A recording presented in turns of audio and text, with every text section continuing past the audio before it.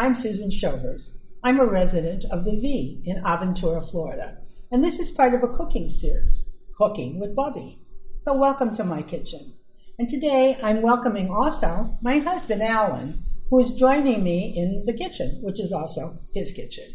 So welcome. Well, thank you, and I'm honored to be welcomed into your kitchen. I never get to see how you bake things. You're an inveterate baker, and I just get to enjoy it. That's right. And I always have to remember, I don't have to remember, it comes naturally. I have to be certain to compliment the chef or the baker. Yes, you do. And I think I do a pretty good job, but I've never been formally invited in to see the makings. That's right. And today I have to tell you that the way to his heart and to many hearts of many men is a good piece of strudel. And that's what we're going to make today, and I'm going to teach Alan how to make one of his favorite desserts, and that's apricot strudel. And it's many steps, so let's begin, and I'll tell you as we go what you need.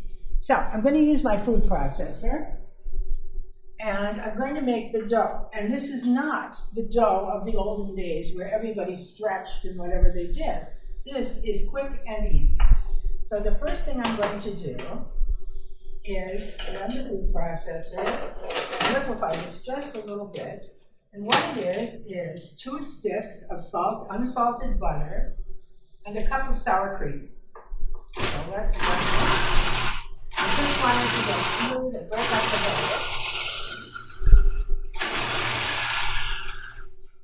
And now I can add the flour, and I'm going to add 2 cups of all-purpose flour, maybe a jot more, so the dough won't be too sticky. And now we'll process that and bring it all together.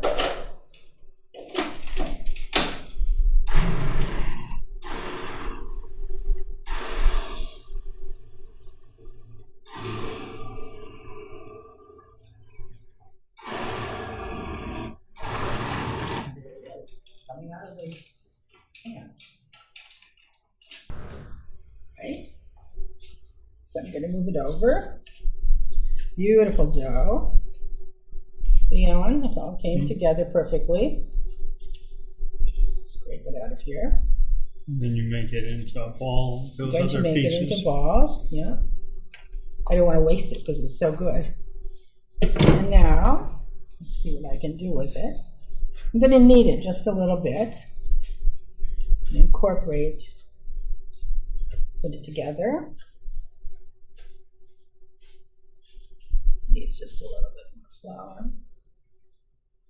I see you use, there's flour on underneath it, you just put flour on it. So it doesn't What does stick. the flour do? Keeps it from sticking and adds a little bit of bulk to it. This is ready to be really cut. Now, what I do, I make this into 2 parts. I wrap it in saran or in plastic wrap and refrigerate this because you can't roll dough when it's this soft. So we refrigerate it for 3 hours. I refrigerate it overnight, and then I let it sit out for a while, and it's ready to go. So we have to solidify the butter again. So let's cut it in half. We have 2 parts, and put them together and we'll wrap them up in a minute. So this is done. So now we already have dough made, which has refrigerated overnight and defrosted. And now I'm going to flour the board, flour my rolling pin, and see what I can do with this. We want to roll it out to a good long oblong, turning it. Perfect dough. It just works perfectly. I think of myself as doing the old stretch method, but I'm not. Looks like you're getting your exercise. I am. Upper body. Good for the arms.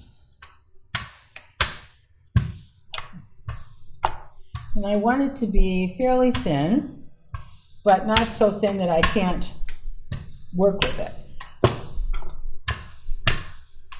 And it's perfect dough. It just works so well. I'm going to move it to the side.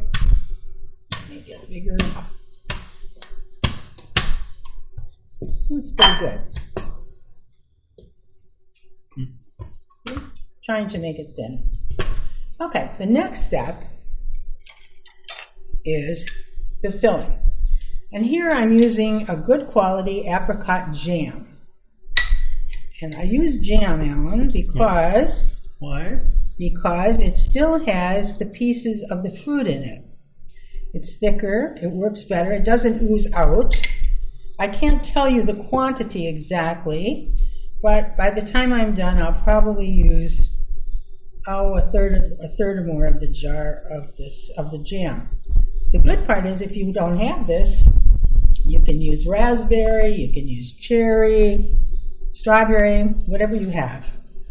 As long as it's when good. we were traveling to farm markets on occasion, you're always looking for some strange fruit, Yes. boysenberry or something. Something that you can't find in the supermarket. That also makes a great filling for this. Would it work with jelly? It works with jelly, but it's not, the jelly is the juice of the fruit, and I like the chunkiness of the fruit. I like pieces of it. I think it's better when it's in this, that it's a little bit thicker, richer. So now I'm sprinkling about, a half a cup of sliced almonds. And I'm going to sprinkle now coconut, again, probably a half a cup, however much you want. This is kind of like... I like coconut and strudel, so I know you do. you can be generous. I'm very generous. But you don't have to be generous. You can be regular. Okay, now I'm going to try and roll it up. So as I go along, like this. Hopefully it won't stick too much. And there it is. And there's a strudel roll. And that sort of creates layers. Creates you layers. roll it up real easily. Yeah. And now I'm going to put this on a parchment lined pan. You know me with parchment. You've all watched me cook. Everything gets parchment. And that's the first roll. And from the dough we get 2 rolls. So should we do another one? Why not? And as the dough sits out, it gets even easier to use. So I'm just getting it ready, a little bit more pliable, a little bit more flour. Although this isn't sticking, it's really doing very, very well. And it rolls and rolls. Perfect. There you are. I'm going to have a nice dessert tonight. You are. And what a great Father's Day treat this would be, huh? This also makes a nice breakfast. Well, we don't do it very often. If we want to have an afternoon tea, it's a nice accompaniment. Yeah. We love that. Oops.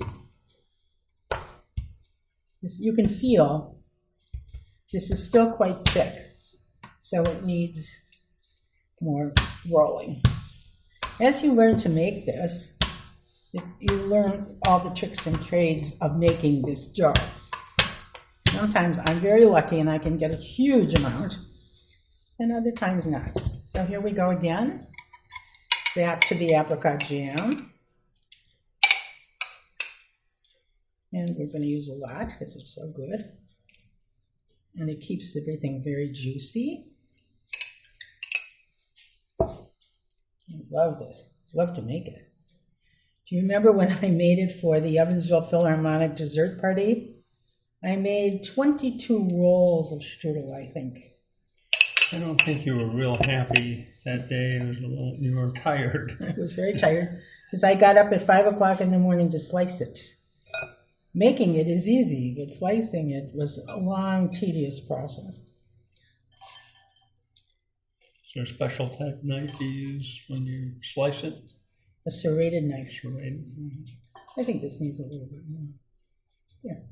Okay. I'm going to roll this one up. Just like that. Tucking in the ends once more.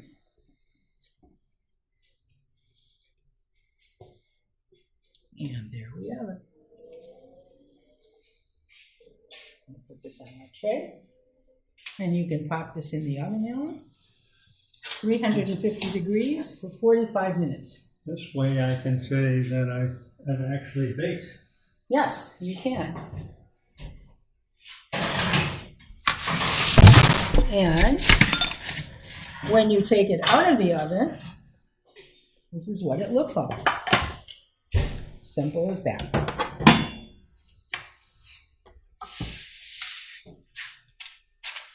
So now I'm going to cut this one and show you what I'm going to do with it.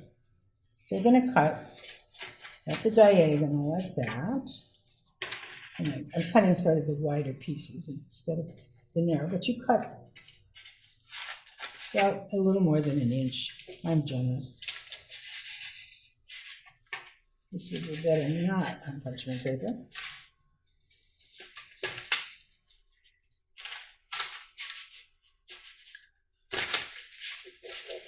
This has been cooled. You can't cut it when it's real hot. So make sure that when you take it out of the oven, you let it cool. Now I'm going to plate this. This is for you, my dear. This is for being such a good audience for me. This is, oh, doesn't that look divine? Beautiful. And we're going to take, what do we love more than anything in this world? Whipped cream. And we're going to put a dab on it. And with us, we like a lot of it. And some toasted almonds.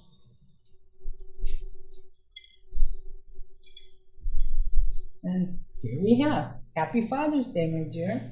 Thank you. You're welcome. Makes for a great Father's Day. Thank you. I want to thank you for joining me this afternoon. I've loved having you. And I wish all the fathers out there a very happy Father's Day. And I'll be seeing you soon.